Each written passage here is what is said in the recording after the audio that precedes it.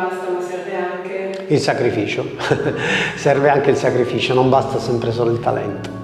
Of course, talent or teamwork or all of these things are never enough. You know, you're always wanting to be better than what you are. So I think we're all striving to do that.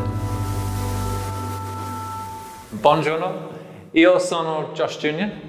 I am one of the coaches here at the Luna Rossa team. I've been lucky enough to have a few cool moments in my sailing career. I guess there's a couple that stand out. One was winning the Finn Gold Cup, and then also winning the America's Cup for the first time was incredible.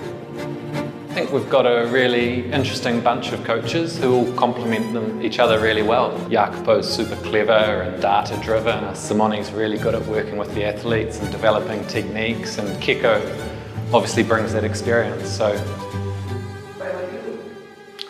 I'm just the one who sort of hangs out and keeps everyone entertained, I think. Sono Checco Bruni, nel team degli allenatori mi occupo in particolar modo della preparazione del match race, della regata 1 contro 1.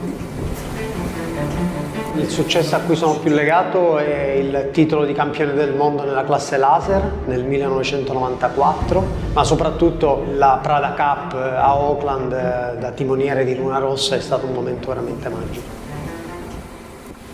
Ma intanto me l'hai detto tu che sono rispettato e amato dagli atleti, è una novità e mi fa molto piacere. Sono una delle prime esperienze da allenatore e io credo che la differenza in realtà non la fa l'allenatore ma la fanno gli atleti, cioè avere delle persone che ti ascoltano e che sanno assorbire quello che tu cerchi di insegnare è fondamentale.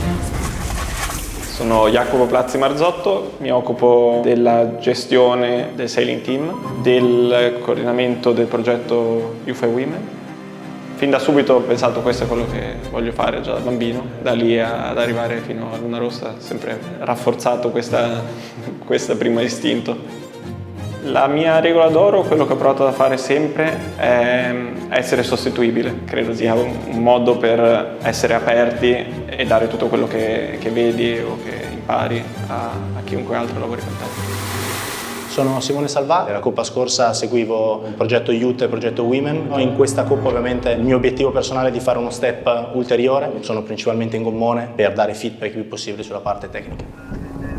L'elemento principale è conoscere a fondo le persone con cui lavori, le persone che alleni, perché se non riesci a comprenderle a fondo a livello psicologico, nel momento in cui sono sotto pressione, durante la regata o comunque durante un periodo estremamente complicato, è molto difficile dargli una mano.